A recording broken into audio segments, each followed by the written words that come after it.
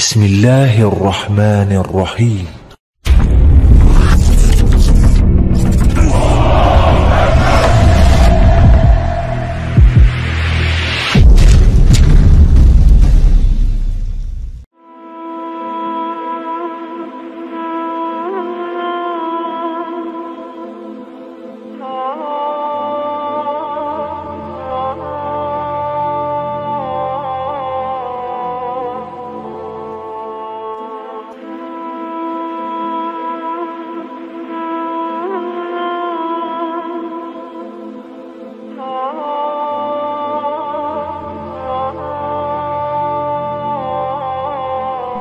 Dalam satu kabar kita mengenal ada sosok pemuda yang sangat taat kepada Allah Subhanahu wa Ta'ala.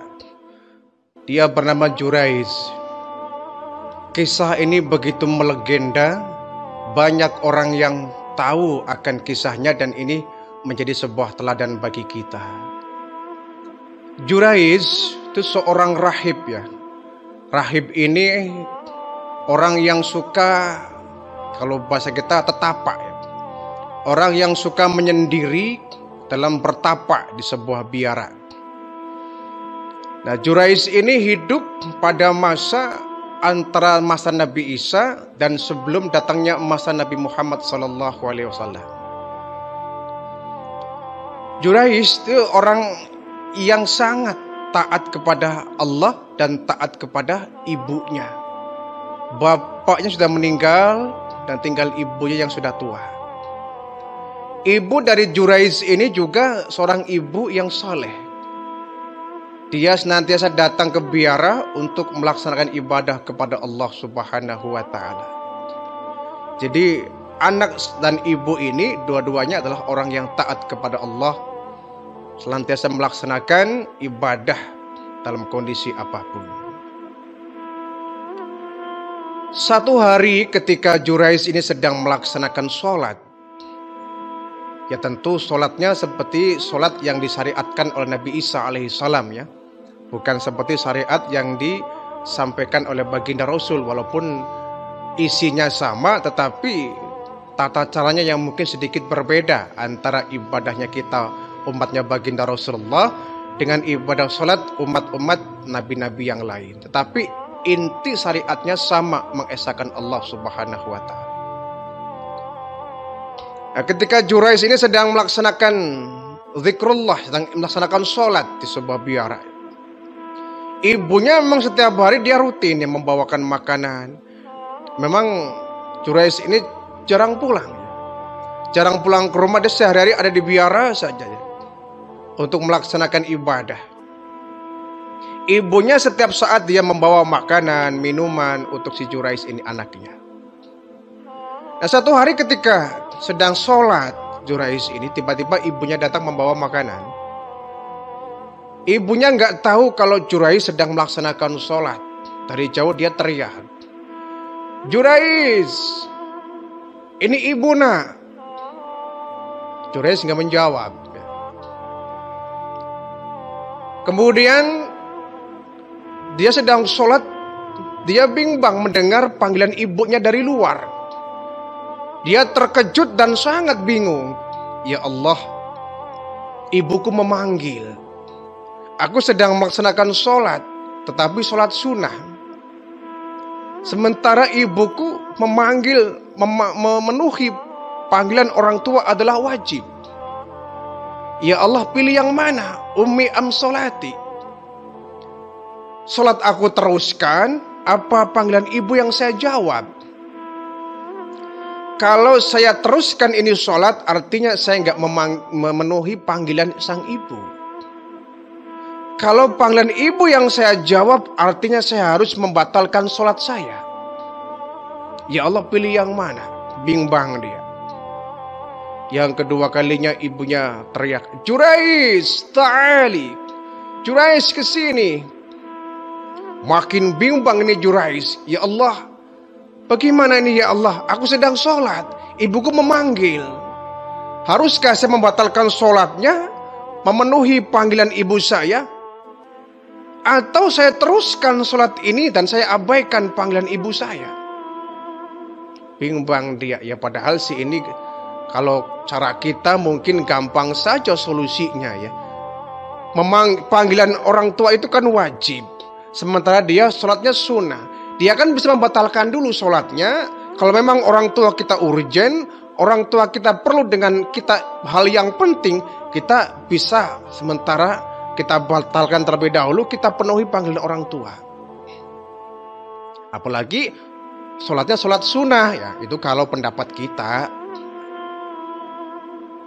Yang ketiga kalinya ibunya manggil, Jurais ta'ali. Jurais kesini, ini ibu nak yang manggil. Jurais bingung, akhirnya dalam kebingungannya dia ambil satu keputusan bahwa dia tetap melanjutkan sholatnya. Dia tidak memenuhi panggilan ibunya. Ketika Jurais sudah mengambil keputusan bahwa dia meneruskan sholatnya, panggilan ibunya nggak dia penuhi, maka sang ibu marah luar biasa ini. Ibunya marah dan merasa dilecehkan oleh anaknya. Ini namanya miscommunication ya. Komunikasi yang terputus ya, padahal gampang saja ketika dia selesai sholat dia klarifikasi bahwa saya sedang sholat. Ibunya kadung marah. Jurais keterlaluan. 3 kali dipanggil dia memenuhi panggilan saya. Ya Allah, saya sakit hati dengan anak saya Jurais. Dia sudah saya pelihara dari bayi, dari kecil sampai dewasa. Bahkan tiap hari saya bawakan makanan untuk dia. Tapi dia kali ini membuat saya sakit hati ya Allah. Dia nggak memenuhi panggilan saya. Ibunya marah luar biasa. Dan ibunya memang nggak tahu bahwa Jurais sedang melaksanakan sholat. Akhirnya karena kecewa dan marah, sang ibu mengeluarkan doa yang sangat buruk. Ini jangan ditiru ya. Orang tua nggak boleh mengeluarkan doa yang jelek untuk anaknya. Apa kata ibu dari Jurais ini? Ya Allah, dia sudah membuat saya sakit hati. Hukum dia ya Allah, pertemukan dia dengan seorang pelacur, pertemukan dia dengan orang jahat. Ini doa dari ibu Jurais ini. Pulanglah ibunya ke rumah. Jurais tetap melaksanakan ibadah. Ketika Jurais ini pulang, ya memang ada klarifikasi. Bu, maafkan saya. Saya sedang melaksanakan sholat tadi ketika ibu memanggil. Bukan saya yang memenuhi panggilan ibu, saya sedang sholat. Kenapa engkau nggak batalkan dulu kau penuhi panggilan ibu? Ya saya sedang sholat bu, saya nggak bisa kemudian memenuhi panggilan ibu. Sang ibu ini sudah terlanjur ya. Sudah terlanjur menggunakan kata-kata yang tidak baik. Terlanjur memberikan doa yang gak baik. Ya walaupun dimaafkan sih dimaafkan, tapi doa ibu yang pertama tadi tetap berlaku. Kenapa? Sang ibu ini tidak langsung ya Allah cabut ya. Istilah kita mencabut doanya. Ya Allah aku gak jadi ya Allah. Jangan engkau timpakan bencana kepada Jurais. Tidak nih.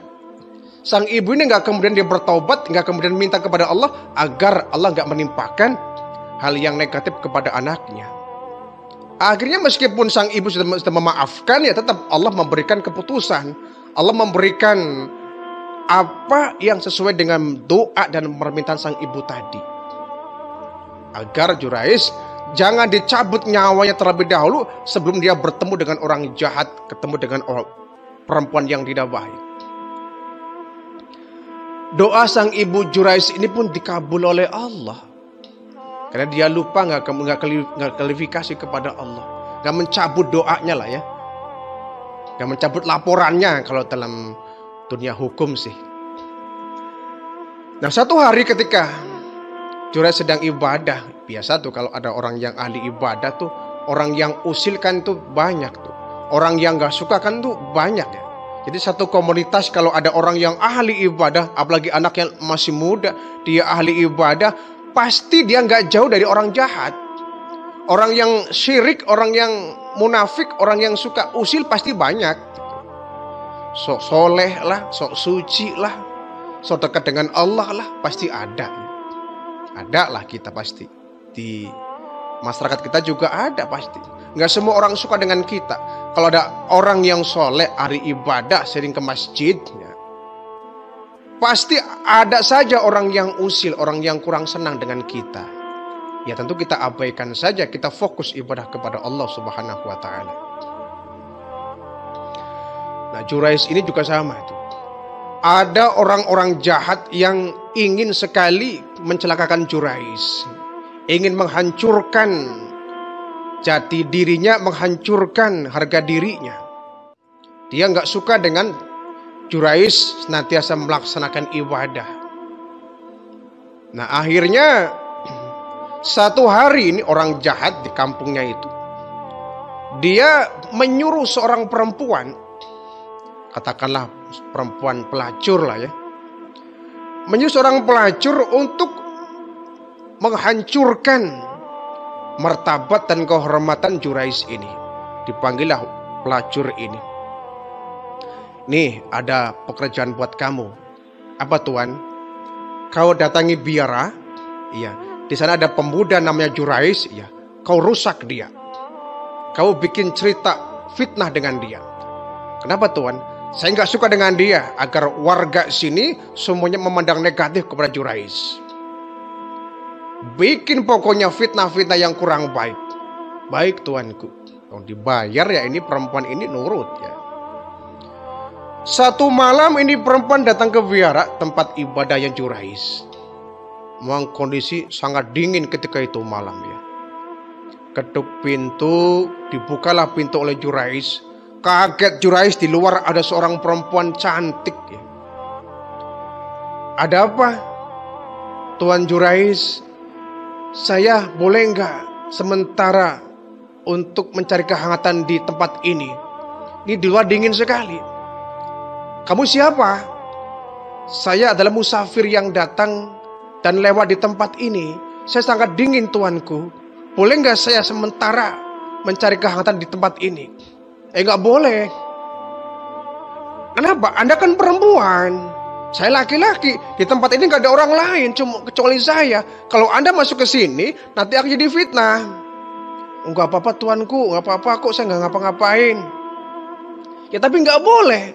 Tolonglah tuanku, saya kedinginan ini. Lama-lama si Jurais ini iba dengan perempuan ini. Kasihan, ya sudah. Kau boleh sementara mencari kehangatan di tempat ini. Tapi awas, jangan macam-macam ya. Jangan ganggu saya ibadah. Iya Tuan Jurais. Masuklah ini perempuan ke dalam biara. Emang ini perempuan sudah dibayar ya, yang niatnya ingin merusak Jurais. Mula-mula kata perempuan ini, Tuan Jurais, dingin sekali. Ya lalu apa? Mau apa kamu tuh? Saya itu butuh kehangatan. Maksudnya apa kamu tuh? Ya tempat ini kan gak ada orang ya. Gak ada orang kan. Bolehlah Tuan sementara megang tangan saya dingin sekali. Tolong pegang telapak tangan saya dingin sekali. Gak mau.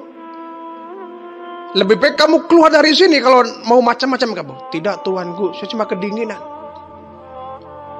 Ayolah tuanku, nanti ibadahnya nanti agak malam saja. Sementara ngobrol dulu dengan saya. Saya sedang sangat dingin banget. Saya butuh kainmu untuk membalut tubuh saya supaya terasa hangat. Tidak. Pokoknya aku mau ibadah dan kamu jangan ganggu. Kalau kau ganggu, lebih baik kau pergi dari sini. Iya tuanku. Akhirnya siap-siaplah ini Jurais untuk melaksanakan sholat yang gelar sajadah. Dia akan melaksanakan sholat. Ini perempuan dasar perempuan bayaran ya. Dia bukannya diam, malah dia semakin binal. Dia buka separuh bajunya. Dia buka separuh bajunya. Dia panggil Tuan Jurais. Ketika Jurais melirik ke perempuan ini, kaget luar biasa, ini perempuan berani amat. Dia buka separuh bajunya. Tuanku dingin sekali. Saya ingin dipeluk. Kamu jangan macam-macam, kata Jurais itu. Kamu jangan macam-macam. Saya dingin tuanku. Ya Jurais hampir tergoda ya. Hampir tergoda Jurais ini. Karena tempatnya sepi, agak gelap. Ditemani perempuan cantik. Dengan pakai baju yang sangat seksi. Nah ketika syahwat ini sempat muncul. Jurais mendekat pada sebuah obor ya, lentera api lah. Kemudian Jurais ini dia mencelupkan ujung jarinya ke dalam api itu. Ya. Panas luar biasa. Ketika ujung-ujung jari itu tersentuh api obor yang ada di ruangan itu, maka syahwat yang tadi sempat muncul hilang kembali. Hilang kembali. Ini cara yang unik dari seorang Jurais untuk mengendalikan hawa nafsunya itu. Kemudian dia pun bergegas untuk melaksanakan ibadah. Ketika sedang ibadah, perempuan ini makin berani dia, yang dibayar ya, makin berani dia megang-megang bahunya, megang-megang badannya, digodaklah dia, dibisik ke telinganya, dipeluk dari belakang. Tapi Jurais tetap fokus ibadah. Dia fokus ibadah. Dia fokus ibadah. Tapi semakin dia fokus ibadah, ini perempuan semakin nakal ya. Semakin binal, aksinya semakin gila dia. Sampai seluruh bajunya dibuka ini perempuan. Dia ngesat di depan Jurais ya. Meluk sini, pegang sana, pegang sini. Ya, ngelus ini terus. Agar si Jurais ini tergoda dan terangsang. Tapi memang Jurais ini dipelihara oleh Allah Subhanahu wa Ta'ala. Dia tetap fokus ibadah. Ya, dia fokus ibadah. Memang perempuan ini kebetulan sedang hamil ya. Sedang hamil nih perempuan. Nama juga pelacur ya, mungkin hamilnya dengan laki-laki lain. Dilalah ya, ini perempuan sedang hamil. Ya. Hasil dari hubungan dia dengan seorang pengembala ya. Nama juga perempuan gak punya suami ya. Pelacur ya, dia mau saja sama yang lain. Kalau bayar ya dilayani, dibayar ya dilakoni ya. Istilah kita mah. Siapa yang bayar ya dia akan bekerja untuk yang bayar. Nah, ini sebelum dia menggoda Jurais, sebelumnya dia sudah berzina dengan seorang penggembala kambing. Jika dia hamil, nah setelah hamilnya agak sedikit membesar ya, usia 4 bulan lah, mungkin 4 bulan. Nah, baru dia disuruh oleh orang menggoda Jurais. Sehingga dia ketika menggoda Jurais di tempat itu, memang ini perempuan sudah dalam kondisi hamil. Berputar-putar dia dengan kondisi bugil, telanjang blot di depan Jurais. Sampai datang waktunya pagi. Begitu pagi, dia nggak berhasil menggoda Jurais ini. Akhirnya begitu dia nggak berhasil, jadi langsung pakai bajunya ya. Dia keluar dari biara sudah agak siang, sudah mulai pagi ya, sudah mulai pagi. Udara mulai agak terang. Nah, orang yang jahat ini yang menyuruh sang perempuan ini, dia mengumpulkan warga-warga sekampung. Ini ada heboh ini, Jurais telah berbuat zina, yuk kita gerebek.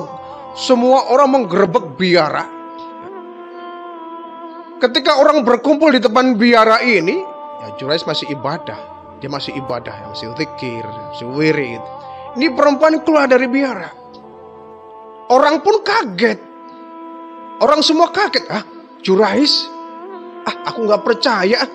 Dia kan orang ahli ibadah. Dia soleh.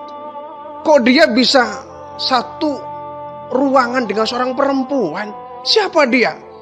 Istrinya kali. Ah, bukan. Jurais belum nikah. Dan dia gak bakal nikah, wong dia seorang yang ahli ibadah. Tiap hari dia di biara saja. Boro-boro dia kenal perempuan. Nah, ini perempuan siapa? Nah, Jurais sudah mulai nakal ini. Orang ramai itu, orang ramai. Perempuan ini sambil nangis pura-pura. Tuan-tuan, maafkan saya terpaksa menyampaikan berita yang kurang baik. Kurang baik apa? Jurais tadi malam telah bersama saya di tempat ini. Yang benar iya. Dan dia sudah berbuat zina dengan saya. Dan saya sudah berlaku seperti suami istri dengan dia. Ah, masa? Iya. Jurais langsung keluar tuh memberi klarifikasi. Tuan-tuan, jangan pernah percaya dengan ucapan perempuan ini.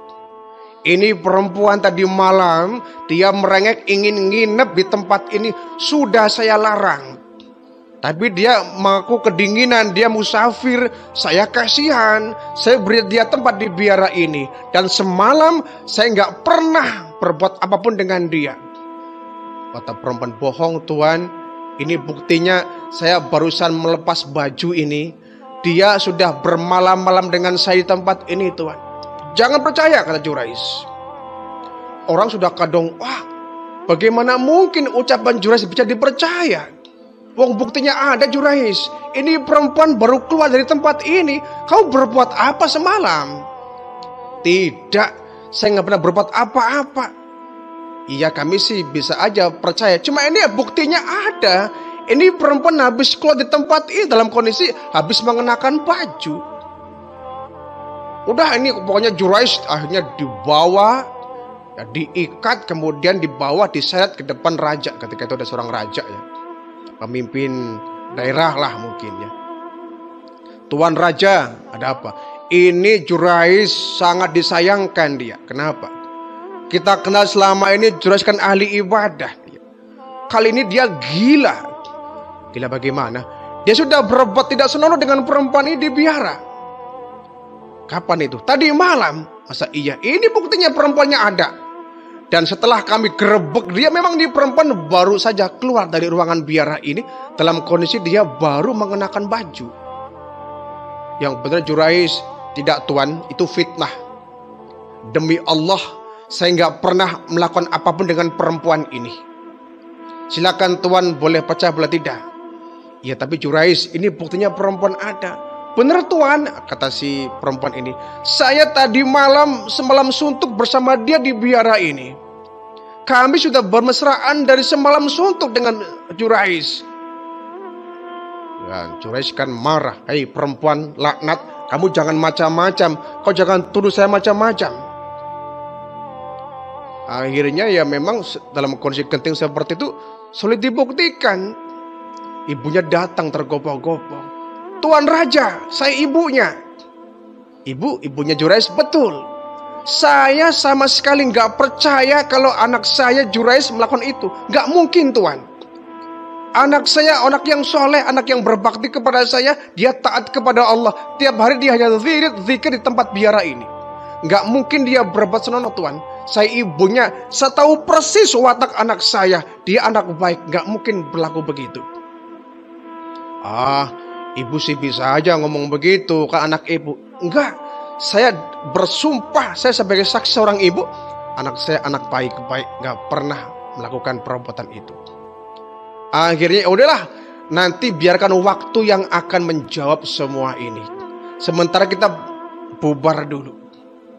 Ketika bubar, dapat sebulan 2 bulan, ini perempuan muncul lagi. Memang perempuan suruhan ini. Orang yang jahat yang menyuruh perempuan ini, dia kembali mengumpulkan warga.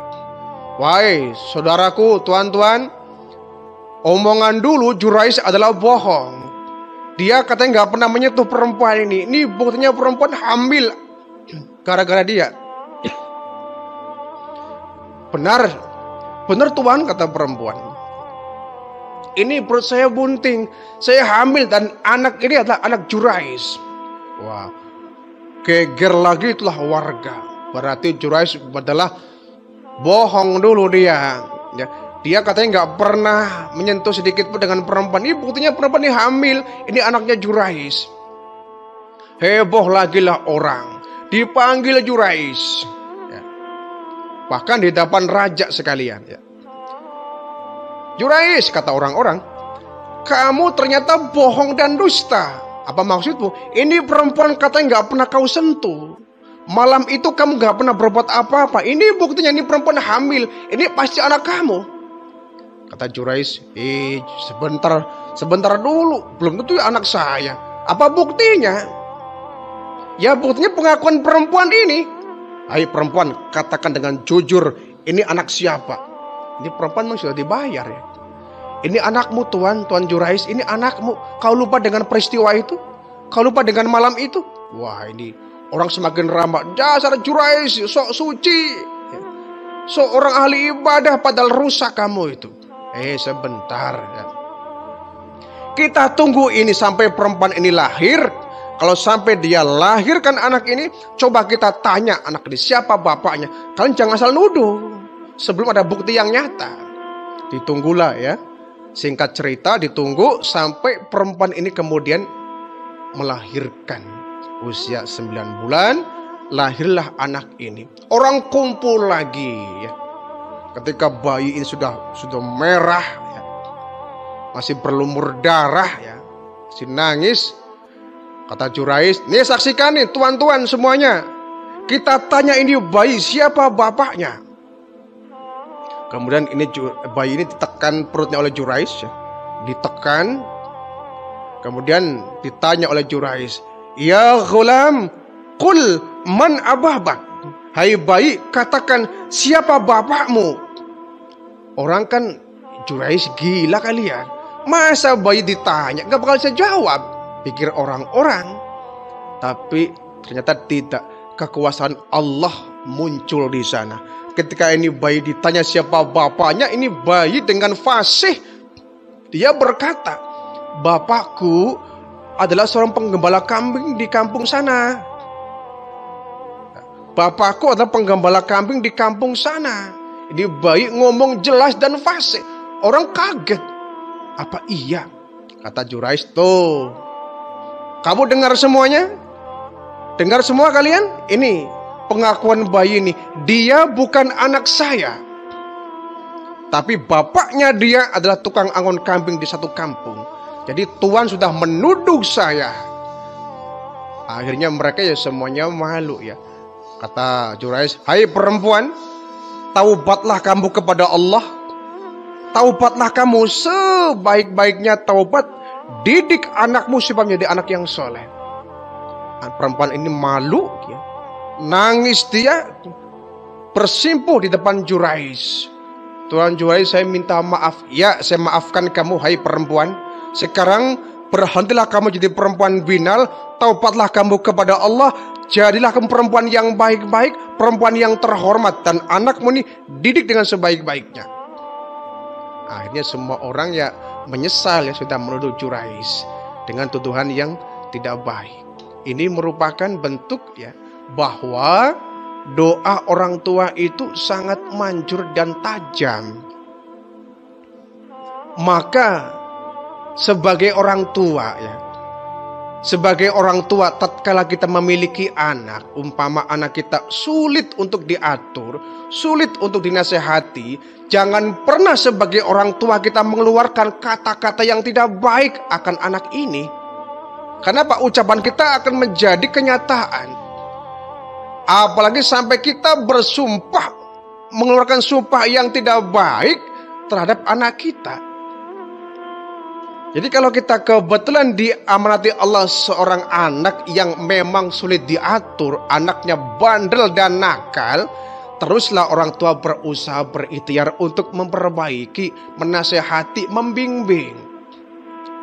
Jangan pernah kita mengeluarkan kata-kata yang tidak baik akan anak ini.